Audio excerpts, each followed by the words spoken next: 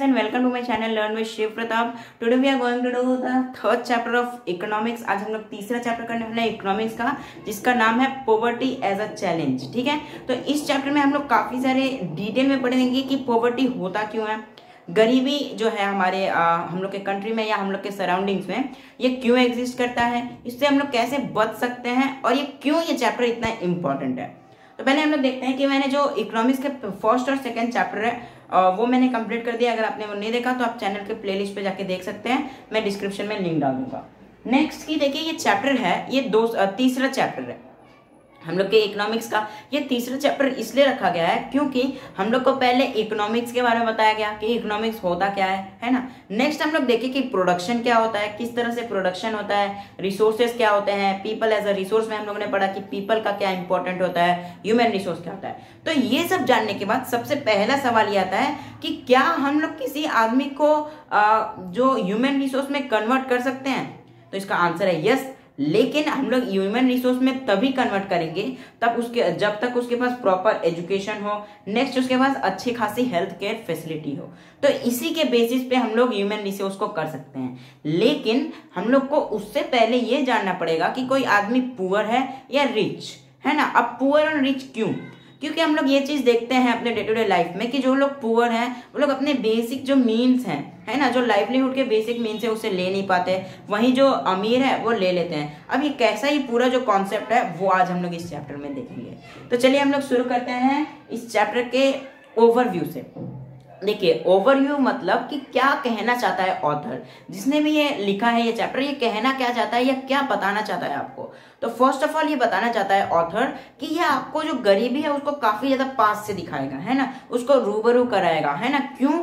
क्योंकि poverty exist करता है हम लोग के कंट्री में है ना। और नेक्स्ट हम लोग ऑथर क्या कोशिश करता है कि कुछ एग्जांपल्स को देता है हम लोग के सामने कि किस तरह के पॉवर्टी होते हैं। नेक्स्ट कि ये पॉवर्टी से हम लोग कैसे बचें, क्योंकि हम लोग के पेरेंट्स जो है हम लोग को स्कूल्स भेजते हैं, एजुकेटेड करते हैं। क्यों? क्योंकि फ्यूचर में जाके we will get employed and हम लोग इस पॉवर्टी से बचे रहें। तो इस चैप्टर के माध्यम से हम लोग ये जानेंगे कि पॉवर्टी से कैसे बचा जाए, क्यों पॉवर्टी एग्जिस्ट करता है और गवर्नमेंट क्या कर रहा है इस पॉवर्टी को लेके। तो ओवरव्यू ये हो गया। अब देखिए इंट्रोडक्शन, नेक्स्ट टॉपिक है इंट्रोडक्शन। तो इस चैप्टर में हम लोग को जैसे कि मैंने बताया पॉवर्टी के बारे में तो बताया ही जाएगा, लेकिन साथ ही साथ हम लोग ये भी देखेंगे कि ये पॉवर्टी जो है ये किस किस चीजों पे क्लासिफाई कर सकते हैं हम लोगों को। मतलब किसको हम लोग कह सकते हैं कि एक पर्सन पुअर है और किसको हम लोग कह सकते हैं कि एक पर्सन रिच है। ठीक है, अब देखिए इसको करने के लिए है ना अलग अलग तरह के पॉवर्टी होता है या अलग अलग जगह पे पॉवर्टी एग्जिस्ट करता है। पहला हम लोग देखते हैं 2 टिपिकल केसेस ऑफ पॉवर्टी। ठीक है, हम लोग के देखते हैं कि इंडिया में दो ही जगह पे पॉवर्टी एग्जिस्ट करता है, अर्बन में और रूरल में। यही 2 जगह है जहां पे पॉवर्टी एग्जिस्ट करता है। अर्बन में क्या हो गया कि अर्बन में बहुत ज्यादा लोग पढ़े लिखे हैं लेकिन फिर भी अनएम्प्लॉयमेंट से जूझ रहे हैं है ना। और बहुत सारे ऐसे भी लोग हैं जो क्या कर रहे हैं कि कम पढ़े हुए हैं लेकिन फिर भी क्या कर रहे हैं कि जॉब अपॉर्चुनिटीज के पीछे जा रहे हैं है ना। ऐसा क्यों हो रहा है? क्योंकि हम लोग का क्या है कि अनएम्प्लॉयमेंट काफी ज्यादा बढ़ते जा रही है ना। और साथ ही साथ क्या है, पॉपुलेशन तो बहुत तेजी से बढ़ रहा है लेकिन जो एम्प्लॉयमेंट है या जो जॉब अपॉर्चुनिटीज है वो काफी ज्यादा कम है in comparison of the growing population of our country. ठीक है, अब देखिए रूरल में क्या होता है कि जब लोगों के पास लैंड नहीं होता है, लैंडलेस लेबर होते हैं लोग, या फिर डेली वेजेस जब हम लोग कहते हैं तो उधर हो सकता है पॉवर्टी। कैसे हो सकता है? जब लैंड नहीं रहेगा आपके पास तो आपके जो बेसिक नीड्स हैं आप उसे नहीं खरीद पाएंगे है ना। तो हम लोग के किसी भी इंसान के 3 बेसिक नीड्स होते हैं, चाहे वो रूरल में रह रहा हो या अर्बन में। पहला होता है रोटी, रोटी मीन्स फूड है ना। फूड क्यों? क्योंकि आपको फूड चाहिए एनर्जी के लिए और एनर्जी की मदद से ही आप किसी काम को परफॉर्म करेंगे है ना। तो फर्स्ट हो गया फूड। नेक्स्ट हो गया शेल्टर। शेल्टर मतलब क्या हो गया? हाउस, जहाँ पे कोई एक पर्सन रहता है। क्योंकि हाउस क्या है हम लोग पहले भी पढ़ चुके हैं और जानते भी हैं कि ये क्या है, बहुत सारे नेचुरल कैलामिटीज से भी हम लोग को बचाता है ना। या जो नॉर्मल जो क्लाइमेटिक कंडीशंस होते हैं जैसे बारिश धूप, इससे भी हम लोग को बचाता है ना। तो शेल्टर भी जरूरत है। नेक्स्ट क्या है? कपड़ा है ना, वी नीड क्लॉथ्स ऑल्सो। ये क्या है? रोटी, कपड़ा और मकान। रोटी क्यों मतलब क्लॉथ्स क्यों चाहिए? क्योंकि क्लॉथ्स क्या करता है कि हम लोग को बहुत सारे पैथोजन से भी बचाता है ना। फॉर एग्जाम्पल आप देखें तो जो मस्किटोस हैं या जो फ्लाइज हैं वो आपको काटने से बहुत सारे अलग अलग डिसीज हो सकते हैं, है ना। तो इन डिसीज से बचने के लिए भी क्या करता है, एक क्लॉथ क्या कर रहा है, एक लेयर बन जा रहा है। नेक्स्ट हम लोग देखते हैं कि क्लॉथ क्या कर सकता है, आपको जो नॉर्मल हम लोग के वेयर एंड टेयर है उससे बताएगा, जो नॉर्मल क्लाइमेटिक कंडीशन है उससे भी बताता है।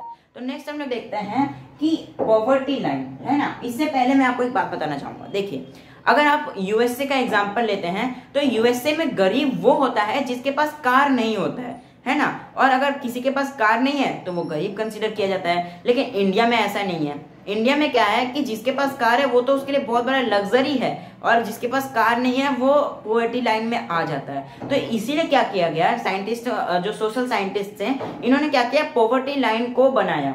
ठीक है, पॉवर्टी लाइन क्या है, गरीबी रेखा। गरीबी रेखा से मतलब क्या है मेरा, कि एक ऐसा सिचुएशन लाया जाए या ऐसा फैक्टर्स देखा जाए जिस फैक्टर्स पे हम लोग क्लासिफाई कर सकते हैं कि एक पर्सन पुअर है या एक पर्सन रिच है। ठीक है, अब देखिए पुअर के लिए क्या है कैरेक्टरिस्टिक्स, है ना, क्या क्या फैक्टर्स डिपेंड करते हैं वो इसमें बताया गया है। ठीक है, तो पॉवर्टी लाइन क्या है, एक इमेजिनरी रेखा है, एक लाइन है जिसमें हम लोग किसी को भी देख के कुछ फैक्टर्स के ऊपर हम लोग बता सकते हैं कि कोई पर्सन पुअर है या कोई पर्सन रिच है। नेक्स्ट हम लोग देखते हैं कि पॉवर्टी लाइन को कौन कंडक्ट करता है, वो करता है एनएसएसओ, है ना, एनएसएसओ।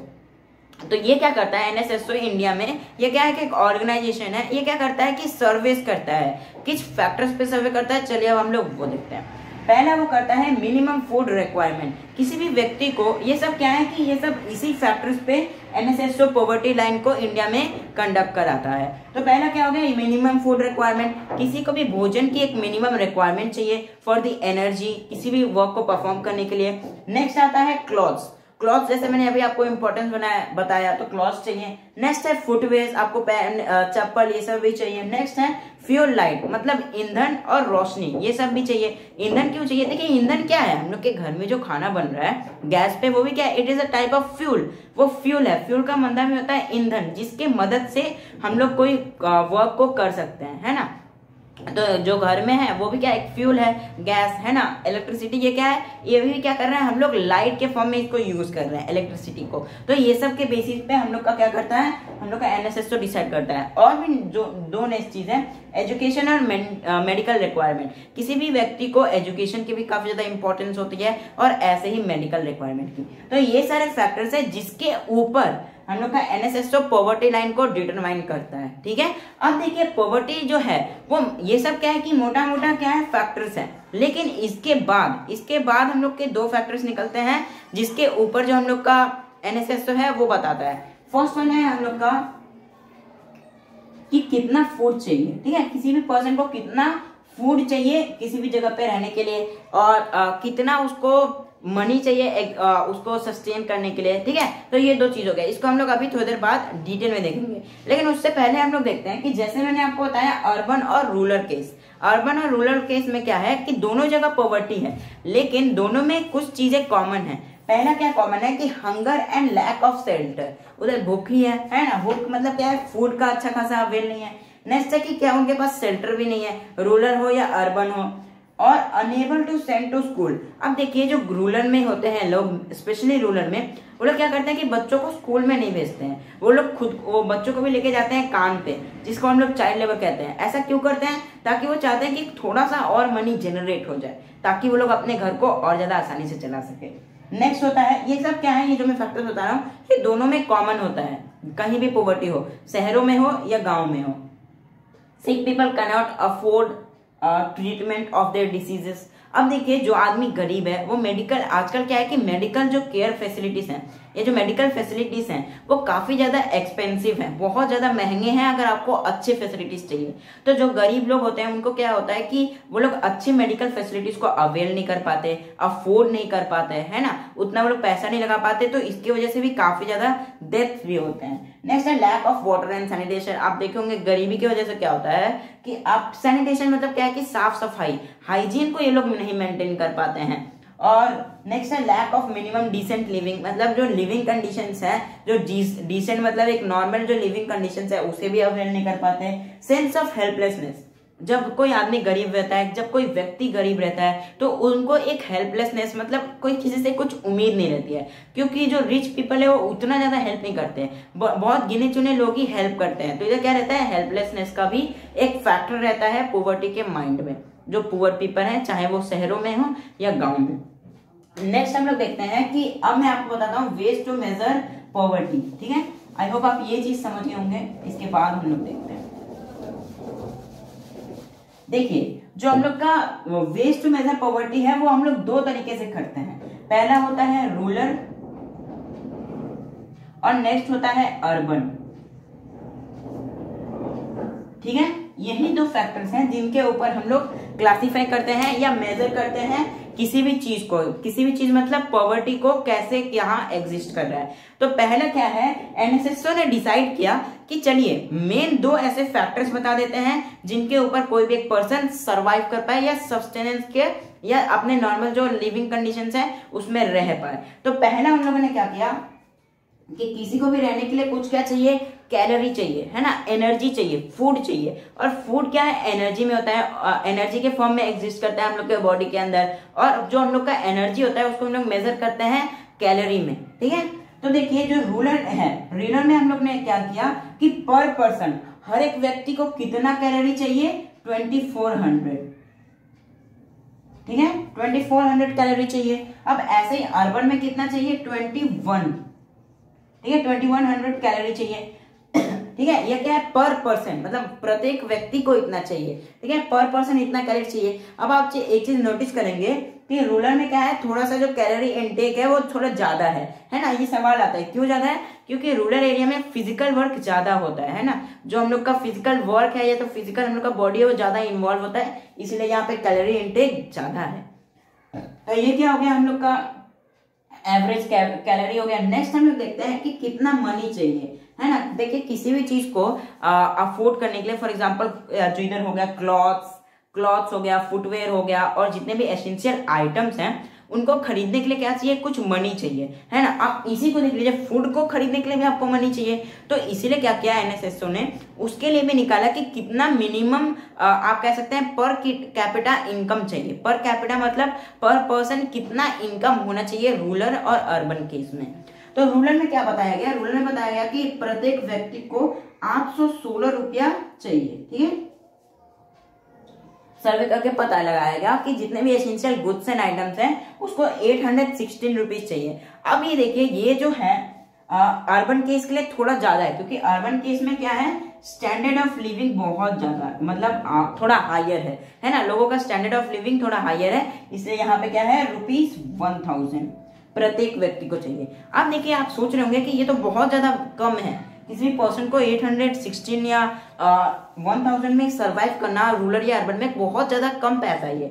लेकिन बहुत लोग ऐसे हैं जो इससे भी कम पैसे में सरवाइव कर रहे हैं, है ना। और ये जो सर्वे है ये काफी ज्यादा आप कह सकते हैं 2011 में कंडक्ट किया गया था, अब फिर से ये 2021 में किया गया होगा, ठीक है।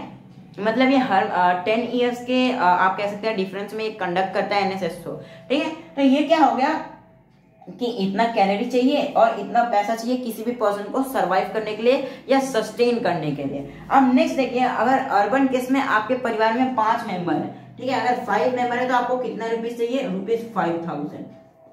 अब मैं इसलिए बता रहा हूँ क्योंकि मिनिमम तो 5 रहते ही हैं, है ना, उससे ज्यादा हो सकते हैं या उससे कम हो सकते हैं, लेकिन एट एन एवरेज 5 पीपल रहते हैं किसी के भी स्मॉल फैमिली में। तो इतना चाहिए हम लोग के कितना, अर्बन के लिए। अगर आप रूरल में देखते हैं तो आपके फैमिली में अगर 5 पीपल हैं तो आपको 480 रुपीज चाहिए, ठीक है, 4080 रुपीज चाहिए आपको पूरा परिवार को चलाने के लिए efficiently.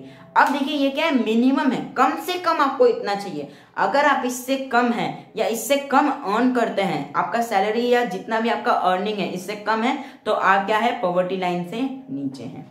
Next we are looking at social exclusion and vulnerability. अब देखिए जो हम लोग का गरीबी रेखा को हम लोग डिटरमाइन कर रहे हैं, पॉवर्टी लाइन जो हम लोग डिटरमाइन कर रहे हैं, ये सिर्फ फूड इनटेक और कैलोरी पे ही नहीं होता है ना, या फिर पैसे से ही हम लोग नहीं कह सकते हैं। कुछ और भी रीजंस हैं जिनकी मदद से हम लोग पॉवर्टी को और ज्यादा करीब से जान सकते हैं। पहला है सोशल एक्सक्लूजन।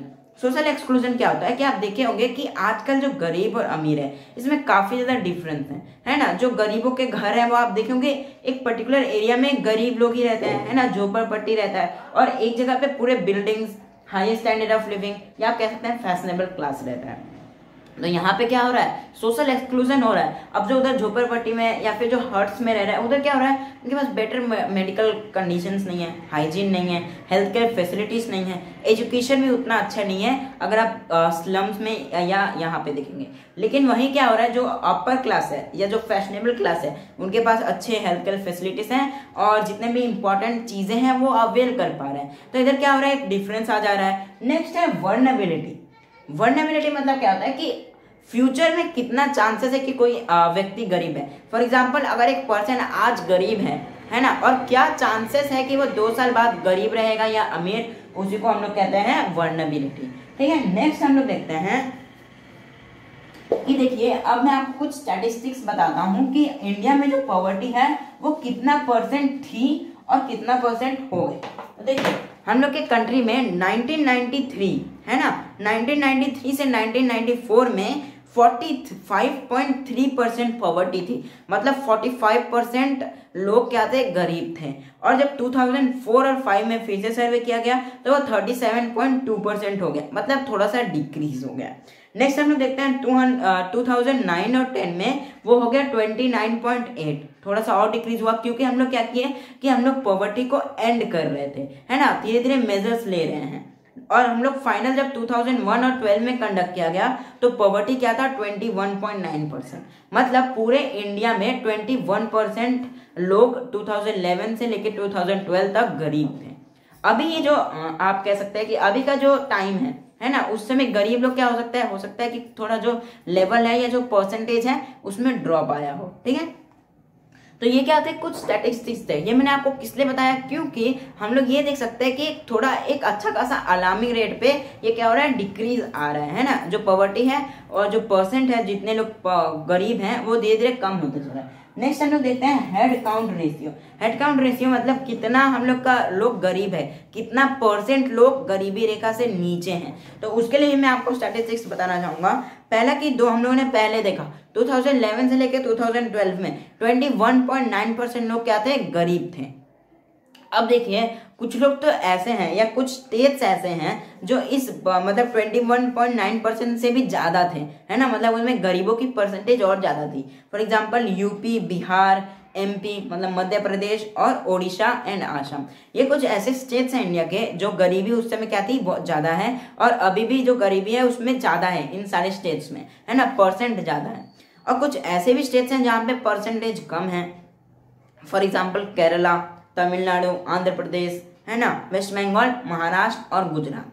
तो ये क्या है, ऐसे कुछ स्टेट्स हैं जहाँ पे जो आप कह सकते हैं पॉवर्टी है वो परसेंटेज बहुत ज्यादा है ना, मतलब सॉरी परसेंटेज ज्यादा है यूपी, बिहार ये सब में, और कहीं ऐसा है कि परसेंटेज बहुत कम है। अब क्यों कम है ये भी मैं आपको बता देता हूँ। अगर मैं केरला का ही एग्जांपल लूं तो केरला से बहुत लोग बाहर फॉरेन कंट्रीज में वर्क करते हैं, है ना, मैक्सिमम जो केरला का पॉपुलेशन है आप देखते होंगे कि वो लोग बाहर जाके वर्क करते हैं। इससे क्या होता है कि बाहर से भी कुछ मनी जनरेट हो रहा है ना। नेक्स्ट हम लोग देखते हैं वर्ल्ड बैंक। ये तो हो गई जो मैंने अभी आपको स्टैटिस्टिक्स बताया, ये तो हम लोग के कंट्री की थी। अब वर्ल्ड के लेवल पे, है ना, पूरे वर्ल्ड में कितना पॉवर्टी है उसको भी हम लोग जान लेते हैं। तो उसको कौन मेजर करता है, उसको करता है वर्ल्ड बैंक। तो वर्ल्ड बैंक के हिसाब से 1990 में, है ना, 1990 में 36% लोग गरीब थे पूरा वर्ल्ड में। और नेक्स्ट हम लोग जब 2015 में देखें तो वर्ल्ड बैंक के हिसाब से सिर्फ 10% लोग गरीब हैं। अब देखिए कि अब हम लोग देखते हैं कि कुछ पर्टिकुलर कंट्रीज, ठीक है, जो पर्टिकुलर कंट्रीज हैं जिन्होंने क्या किया कि धीरे धीरे जो अपना पॉवर्टी है, जो परसेंटेज है वो कम किया। पहले हम लोग देखते हैं सब सहारन अफ्रीका। इसने क्या किया कि 2005 में यहाँ पे गरीबों की परसेंटेज थी 51% और ये डिक्रीज होकर हो गई 41% 2015। फ्रेंड्स अब हम लोग देखते हैं कुछ और कंट्रीज को। For example Latin America. Latin America ने क्या किया कि 2005 में इसका जो परसेंटेज था, जो लोग गरीब थे, वो था 10%, और उसके बाद 2015 में ये डिक्रीज हो गया 4%, मतलब 6% का आया। अब देखिए चाइना जो कंट्री है हम लोग को उससे सीख लेना चाहिए, क्योंकि चाइना ने पॉवर्टी को बहुत ही रफ्तार से और बहुत ही अच्छे तरीके से टैकल किया है। फॉर एग्जाम्पल अगर आप इसके स्टैटिस्टिक्स को देखेंगे तो 1981 में ये जो पॉवर्टी था वो 88% था, 2008 में ये हो गया 14%, 14.7%, और 2015 में सिर्फ और सिर्फ 0.7%। मतलब आप देख सकते हैं कि हम लोग को जो चाइना है वो बहुत ज्यादा तेजी से टैकल किया इसने। आप कह सकते हैं गरीबी को, पॉवर्टी लाइन को बहुत ज्यादा नीचे कर दिया है ना, मतलब बहुत ज्यादा लोग पॉवर्टी लाइन के ऊपर आ गए। नेक्स्ट हम लोग देखते हैं कि काउजेस ऑफ पॉवर्टी। अब पॉवर्टी होता ही क्यों है? अगर इंडिया में हम लोग पर्टिकुलर देखें, जो हम लोग को बुक में बारे में बताया गया है, पहला कि low level of economic development under British rule. Economic development ही नहीं हो पाया। कैसे नहीं हो पाया? क्योंकि ब्रिटिश ने क्या किया कि बाहर से गुड्स लेके आता था और अपना जो इंडिया का गुड्स है उसे बाहर नहीं लेके जाना जाता, मतलब लेके नहीं जाने देता था। और नेक्स्ट क्या कि एम्प्लॉयमेंट उतना ज्यादा जनरेट वो नहीं करता था। इससे क्या हुआ कि बहुत कम लोग का, मतलब उनका जो अर्निंग है वो कम होते गया लोगों का, और लेकिन पॉपुलेशन तो उसी रफ्तार से बढ़ते गया। इसीलिए पहला रीजन ये हो जाता है। नेक्स्ट हम लोग देखते हैं कि not enough job to employ all job seekers, है ना। अब देखिए कि जब ग्रीन रेवोल्यूशन आया हम लोग के इंडिया में, तो वहां पे क्या हुआ कि बहुत सारे फार्मर्स को तो मिला, लेकिन उसमें अमीर फार्मर्स को ही मिला जॉब एम्प्लॉयमेंट। ऐसे ही जो और भी सेक्टर्स हैं वहां पे ज्यादा एम्प्लॉयमेंट जनरेट नहीं कर पाया गवर्नमेंट। इसी वजह से हम लोग का क्या हुआ, गरीबी अभी भी एग्जिस्ट करता है। नेक्स्ट है ह्यूज इनकम इनइक्वालिटी, मतलब जो गरीब है वो बहुत गरीब है, जो अमीर है वो बहुत ज्यादा अमीर है, मतलब डिफरेंस काफी ज्यादा है। ये भी एक बहुत बड़ा कारण है पॉवर्टी का।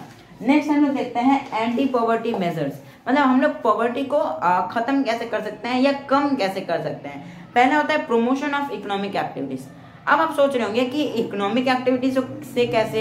अब देखिए जब हम लोग इकोनॉमिक एक्टिविटीज को बनाएंगे तो इंडस्ट्रीज और ज्यादा बढ़ती जाएंगी, इंडस्ट्रीज का प्रॉफिट बढ़ेगा। इससे क्या होगा कि हम लोग का जो इंडस्ट्री है वो और ज्यादा लोगों को हायर करने लगेगी। इससे क्या होगा, एम्प्लॉयमेंट बढ़ जाएगा और लोगों का, अब देखिए जब एम्प्लॉयमेंट बढ़ेगा तो लोगों के पास मनी आ जाएगा, तो वो लोग क्या करेंगे, अपने बच्चों को एजुकेशन और हेल्थ केयर फैसिलिटीज प्रोवाइड कर पाएंगे। नेक्स्ट है टारगेटिंग एंटी पॉवर्टी मेजर्स, मतलब कुछ ऐसे गवर्नमेंट ने मेजर्स लिए हैं, आप कह सकते हैं कुछ ऐसे स्कीम्स भी चलाए हैं जिसके तहत गरीबों को मदद किया जाता है। चलिए मैं आपको डिटेल में बताता हूँ। मैं अभी कॉपी से इसलिए बता रहा हूँ क्योंकि मैं आपको एकदम डिटेल में बताना चाहता हूँ पर्टिकुलर जो हम लोग के आप कह सकते हैं स्कीम्स हैं या क्या मेन रीजंस हैं। तो लास्ट हम लोग देखते हैं कि टारगेटिंग एंटी पॉवर्टी मेजर्स, मतलब कुछ ऐसे मेजर्स हैं, कुछ ऐसे तरीके हैं जो गवर्नमेंट ने लिया है। पहला है कि Mahatma Gandhi national rural employment guarantee act 2005। इसके तहत क्या किया गया कि 100 डेज ऑफ वर्किंग दिया गया लोगों को, और उसमें क्या किया गया कि एम्प्लॉयमेंट जनरेट करने की कोशिश किया गया, और ये वाला जो एक्ट है वो लॉन्च हुआ था 2005 में। नेक्स्ट है प्राइम मिनिस्टर रोजगार योजना। प्राइम मिनिस्टर रोजगार योजना में हम लोग को क्या किया जाए, एजुकेटेड अनएम्प्लॉयमेंट है उसको कम किया गया। ठीक है, आई होप आप अच्छे से समझ गए होंगे इस वीडियो में हम लोगों ने कैसे इस चैप्टर को टैकल किया, कैसे हम लोगों ने जितने भी कॉन्सेप्ट्स हैं वो उसको समझा। अगर फिर भी किसी कॉन्सेप्ट में आपको प्रॉब्लम है तो आप नीचे कमेंट्स में लिख सकते हैं। अगर आपको ये चैप्टर समझ में आया तो लाइक शेयर सब्सक्राइब करिए। Thanks for watching.